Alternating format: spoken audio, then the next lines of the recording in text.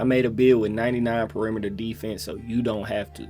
And trust me, don't do it. This build has Legend Challenger, Legend On-Ball Menace, Legend Immovable Enforcer, Legend Pick Dodger, Legend Off-Ball Pest. This build was a lot of fun to play on though, and the ones especially. So this is the build. I'm not gonna get too much into it, but you can get a 97 driving dunk if you use all the cap breakers on it from an 80, which is ridiculous. But this is a good comp guard. Speed boosting. You see the shots he's getting off. I get some really good hands up contests, but I'm still getting my ankles broke. Look at this. I'm not gonna lie though, it was fairly reliable, to be honest. This guy was OD good, but I mean, I probably could have won all these games if I would have taken the time to get some good SIGs for him and really learn how to combo up and stuff like that. But I mean, the defense was there, to be honest. But it's not just perimeter defense. He also has pretty good interior. 78 blocks, so high flying denier on silver. I might have +1'd it to gold. I +2 immovable to legend. So Legend Immovable, Legend On-Ball Menace. It's a really good combination. It's really potent if you are getting the bumps. You see that right there? I guarantee you he doesn't have any strength, but it wouldn't let me knock him off his spot, as it should. 2K26 is just a very offense heavy game. So, you know, typically, and to be honest, playing defense is about a certain threshold of attributes, and then see, I'm playing good defense, but it won't bail you out of being in poor position. So he hit a step back, and I anticipated the baseline, and he gets a wide open shot. He can brush by me with, you know, the smallest amount of room, just like you can on any other defensive build. So I got the bump on him a couple times this possession, which drains your adrenaline and makes it harder to shoot. Now on to the reason why you shouldn't make the 99 perimeter. You see this guy has a 96 three-pointer, 92 driving dunk, 92 ball handle, 91 speed with ball, 91 speed, and he's at 87 overall, averaging 31 points. OD offense. I have 99 perimeter, and I'm still getting stalled out by his lightning launch and ankle assassin. On this one, I get bumped by his teammate to not make it over there. So I feel the need to have two-way tenacity on every trip as much as I can. So I'm gonna get as many dunks as I can trying to play defense, because that seems like it's the only time I can actually play defense. But in such an offense-heavy game, you know, having this much defense is unnecessary, because it's not going to be you and that person one-on-one. It's going to be screens. Boom. There's a screen. I have Legend Pick Dodger, and the screen still sucks me into a animation that takes, you know, half a second, and by the time I'm out of the animation, he stopped. Another one. Boom. And there we have it. Now I got some help from my teammate on that one, because that's just what it's going to take. So as opposed to having a 99 perimeter, you might as well make a versatile, switchable defender. You know what I mean? Just in general for all of your players. Now, on this one, you see I get sucked into the screen that's behind me. And that's all the time it takes for a guy to get a wide open fade. You know what I mean? That's another thing. That's the only thing about this game that I have a problem with. You should not be able to run sideways horizontally of the rim at 10 miles an hour and then fire off a shot like this, like 29 feet away, is crazy. So like I said, getting the dunks off so I could try to get the two-way tenacity. I get another stop on them, and you know, I mean, that's all the difference in the world. But you know, he sets another screen. I didn't get caught on the screen that time. He's outrunning me because he has a 91 speed with ball and I have a 88 speed, so he's pretty fast, you know what I mean?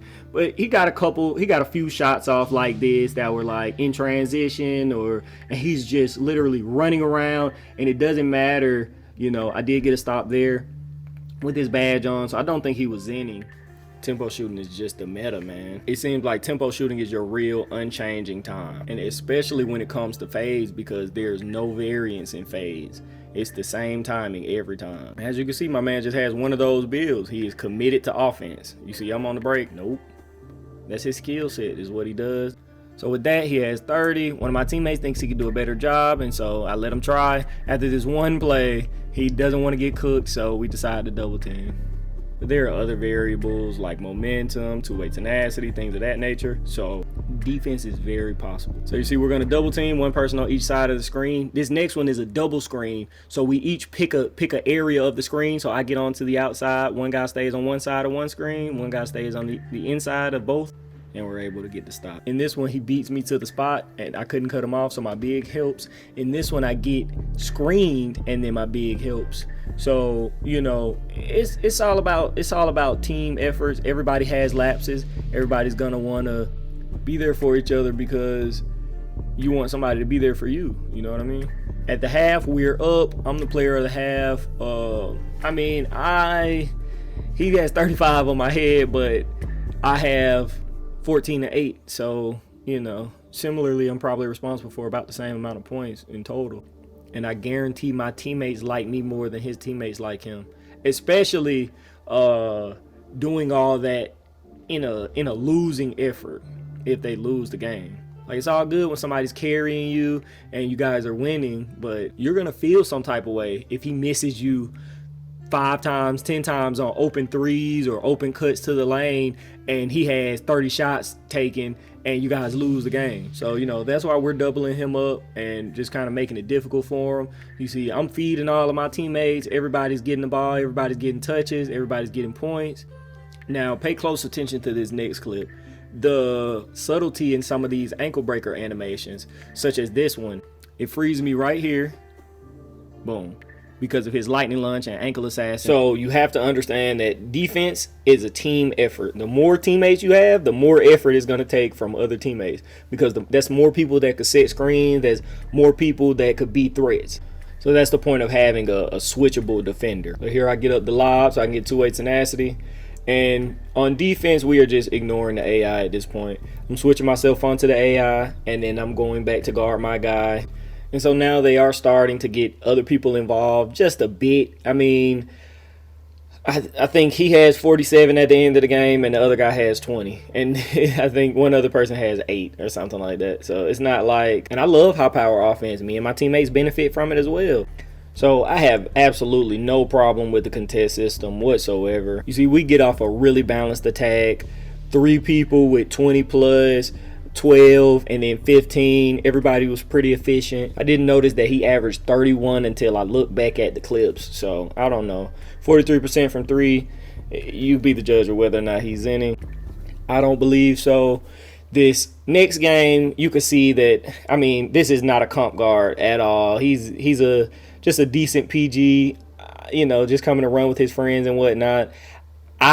This is really showing how bumpy you can actually be to somebody who doesn't know how to play or just not necessarily very sweaty. We can all be my boy V-Trey. Now, do you guys think I should have made this layup? I believe so, and that's why they gave me the rebound to the assist. What do you think? But yeah, he ends with 2 points off of free throws. And here we get into the twos play. So my teammate is 6'10", and we switch everything. I have plenty of defense to guard everybody. This is one of the game modes where the build truly shines. So we're on a 6'10" and 6'11". This is how I started off. Little left stick hezzy. And then this guy, he's 6'11". He thinks he can come in here and bully the guards. No, not me. And this is why I said, instead of having the super duper high perimeter, then you should have a versatile, switchable lockdown defender. So on this play, I get the touch, keep it in bounds, but I keep it in bounds to them, but he dove on the floor, fortunately. Defense is about angles. While my teammate goes to protect the rim, I guard the passing lane so that he can't get the ball back to his teammate. And they didn't get the ball back after that one. But yeah, here we go again. So this is one of the reasons you shouldn't have 99. You see, the screen just sucks you in. It does not matter. You see, the Pick Dodger was on Hall of Fame at that point. And it's almost as though they just want to show off their animations. But yeah, I get the stop. And you guys got to trust me on rhythm shooting, man. So I also, with on-ball minutes, I get a bunch more bump steals. The Challenger kind of works. You get a lot more contest than I believe you typically would. This is 27. On-ball minutes is really just... That's the only thing that almost makes it worth it. You know what I mean? So much bump, so much additional contest, so many bump steals that you can get. Playing defense on this build is a lot of fun, honestly. I really feel like something can be done about everything on this build. And on some builds, you feel helpless, like, oh, he gonna shoot, he gonna make that. That's what it is. So on this play, he quick first steps to the left, he beats me. So I try to catch the angle to the rim. So then I think he's gonna go to the rim the other way. I try to catch the angle to the rim that way. And then I go back. You have to try to go for the rim every time. People are just going to want to rim run you. It takes a special kind of person to ISO up for a 3. It's pretty rare that you get a guy catch the ball 1 or 2 moves into a 3-point shot that's maybe open, you know what I mean? At this point, when the game first came out, before they kind of patched contests, it was happening because people were just shooting over other people. Now, this was a really good matchup that tested me offensively and defensively. You can see he's making good shots and whatnot. But like I said, everybody wants to go to the paint. Everybody wants to go to the paint, and you know, you just gotta not let them. All in all, agility is much more important than perimeter defense. Perimeter defense is mainly only good for the badges that it gets you. So as far as you want to go on perimeter defense for badges, I mean, 87 is a great threshold because I think +5 into 92 will be a great threshold. I think 94 is a great threshold, but never go 99.